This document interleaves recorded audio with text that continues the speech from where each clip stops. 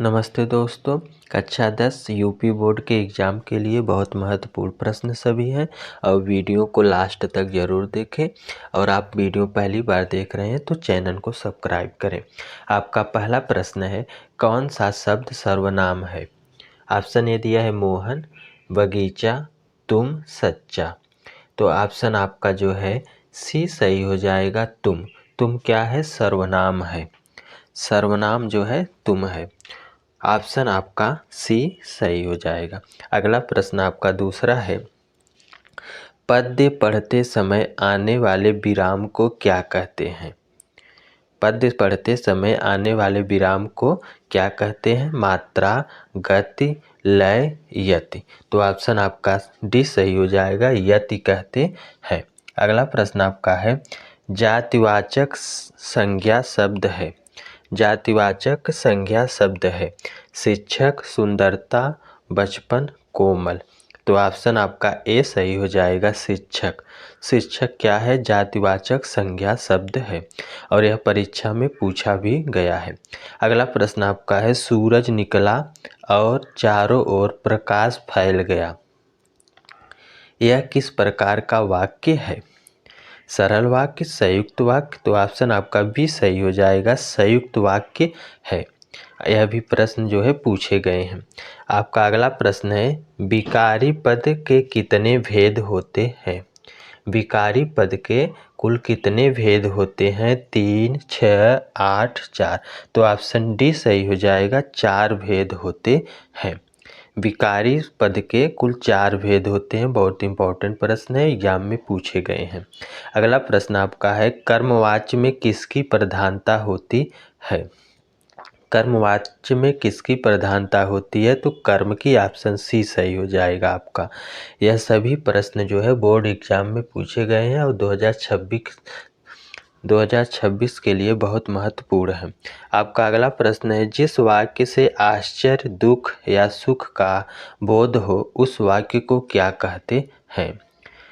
आपका option B सही हो जाएगा, विस्मय बोधक वाक्य कहते हैं। ऑप्शन बी आपका सही हो जाएगा। अगला प्रश्न आपका है, भाव विलास के रचयिता कौन है? तो भूषण, केशव, मतीराम, देव। तो ऑप्शन डी आपका सही हो जाएगा, देव। और जो भूषण हैं, केशव हैं, मतीराम, ये सभी लोग जो है रीतिकाल के कवि हैं। रीतिकाल को 3 भागों में बांटा गया है। अगला आपका प्रश्न है, झूठा सच उपन्यास के लेखक हैं। तो झूठा सच उपन्यास के लेखक ऑप्शन ए आपका सही हो जाएगा, यशपाल है। ऑप्शन ए आपका सही हो जाएगा, यशपाल। अगला प्रश्न आपका है, चिदंबरा के रचनाकार हैं। चिदंबरा के रचनाकार हैं जयशंकर प्रसाद, सूर्यकांत त्रिपाठी, निराला, सुमित्रा नंदन पंत, महादेवी वर्मा। तो ऑप्शन सी आपका सही हो जाएगा, सुमित्रा नंदन पंत जो है चिदंबरा के रचनाकार हैं। इस पे इनको ज्ञानपीठ पुरस्कार मिला था। अगला प्रश्न आपका है, इनमें से भारतेंदु युग के लेखक हैं। श्रीनिवास दास, बालकृष्ण भट्ट, प्रताप नारायण मिश्र, ए सभी। तो ऑप्शन आपका डी सही हो जाएगा, ए सभी जो है भारतेंदु युग के लेखक हैं। सभी प्रश्न इम्पोर्टेंट हैं। अगला प्रश्न आपका है, रचना के आधार पर वाक्य के कितने भेद होते हैं? तो वाक्य के कुल 2 भेद होते हैं, रचना के आधार पर और अर्थ के आधार पर। रचना के आधार पर कुल 3 भेद होते हैं। रचना में 3 शब्द है तो ये 3 अक्षर है तो 3 भेद होंगे। अगला आपका है, हास्य रस का स्थायी भाव क्या है? तो हास्य रस का स्थायी भाव आपका हास हो जाएगा। ऑप्शन ए आपका सही हो जाएगा। ऑप्शन ए आपका सही। अगला प्रश्न आपका है, रस के कितने अंग होते हैं? रस के कुल कितने अंग होते हैं? तो 4 अंग होते हैं। ऑप्शन ए आपका सही हो जाएगा। अस्थाई भाव, विभाव, अनुभाव और संचारी भाव, ये 4 जो है रस के अंग होते हैं। ऑप्शन ए आपका सही हो जाएगा। अगला प्रश्न आपका है, शोक किस रस का स्थायी भाव है? शोक किस रस का स्थायी भाव है? तो ऑप्शन बी आपका सही हो जाएगा, करुण रस का स्थायी भाव शोक। ऑप्शन बी आपका सही हो जाएगा। सभी प्रश्न एग्जाम में पूछे गए, यूपी बोर्ड के लिए यह छपने वाले सभी प्रश्न है, पेपर में सभी प्रश्न छपेंगे। अगला प्रश्न आपका है, मृगलोचन में कौन सा समास है? मृगलोचन में कौन सा समास है? तो ऑप्शन ए आपका सही हो जाएगा, कर्मधारय समास है। ऑप्शन ए आपका सही हो जाएगा, कर्मधारय समास।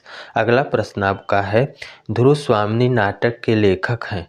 तो ध्रुव स्वामिनी नाटक के लेखक आपका ऑप्शन बी सही हो जाएगा, जयशंकर प्रसाद जो हैं या ध्रुव स्वामिनी नाटक के रचनाकार हैं। ऑप्शन ख आपका सही हो जाएगा, जयशंकर प्रसाद ध्रुव स्वामिनी के लेखक हैं। अगला आपका है, क्या भूलूं क्या याद करूं आत्मकथा है। तो हरिवंश राय बच्चन जी की यह आत्मकथा है। यह विधा कौन सी विधा हो जाएगी? तो आत्मकथा लिखेंगे और लेखक इसके हरिवंश राय बच्चन जी हैं। ऑप्शन सी सही। अगला प्रश्न है, गबन उपन्यास के लेखक कौन हैं? तो गबन उपन्यास के लेखक आपके मुंशी प्रेमचंद्र हैं। प्रेमचंद्र को जो है उपन्यास का सम्राट भी कहा जाता है। तो ऑप्शन ए आपका सही हो जाएगा, मुंशी प्रेमचंद्र। अगला प्रश्न आपका है, खर किसका पर्यायवाची शब्द है? तो खर आपका गधा का पर्यायवाची शब्द है। ऑप्शन ए आपका सही हो जाएगा, गधा। गधा जो है खर का पर्यायवाची शब्द गधा हो जाएगा। ऑप्शन ए आपका सही है। अगला प्रश्न आपका है, सुधाकर शब्द किसका पर्यायवाची है? सिंधु का, जलाशय का, बादल का, चंद्रमा का। तो ऑप्शन आपका जो है डी सही हो जाएगा, चंद्रमा का। ऑप्शन आपका डी सही हो जाएगा, चंद्रमा। चंद्रमा जो है। अगला प्रश्न आपका है, वानर का तत्भव रूप क्या है? वानर का तत्भव रूप क्या है? तो वानर का तत्भव रूप आपका बंदर होता है। ऑप्शन डी आपका सही हो जाएगा, बंदर। बंदर जो है वानर का तत्भव रूप होता है। ऑप्शन डी आपका सही है। अगला प्रश्न आपका है, राम ने कहा कि वह बाजार जा रहा है। इस वाक्य में वह क्या है? सर्वनाम है, संज्ञा है, क्रिया है, अव्यय है। यह भी प्रश्न जो है एग्जाम में 2025 में पूछा गया था। आगे भी जो है प्रश्न आएंगे। आपका ऑप्शन जो है ए सही हो जाएगा, सर्वनाम है। वह क्या है? सर्वनाम है। ऑप्शन ए आपका सही हो जाएगा। अगला प्रश्न आपका है, हिंदी साहित्य में किस काल को रीतिकाल कहा जाता है? हिंदी साहित्य का किस काल को रीतिकाल कहा जाता है? तो ऑप्शन सी सही हो जाएगा, 1643 से 1843 ईस्वी तक के समय को जो है रीतिकाल कहा जाता है। रीतिकाल को 3 भागों में बांटा गया है। ऑप्शन आपका सी सही हो जाएगा। अगला प्रश्न है, अर्थ के आधार पर वाक्य के कितने भेद होते हैं? तो अर्थ के आधार पर वाक्य के कुल 8 भेद होते हैं। ऑप्शन आपका बी सही हो जाएगा। वाक्य के 2 भेद होते हैं, रचना के आधार पर और अर्थ के आधार पर। ऑप्शन बी आपका सही हो जाएगा। अगला प्रश्न है, जिस समास का पहला पद संख्यावाची हो और उससे समुदाय का बोध होता है उसे कहते हैं। तो आपका ऑप्शन ए सही हो जाएगा, द्विगु समास कहते हैं।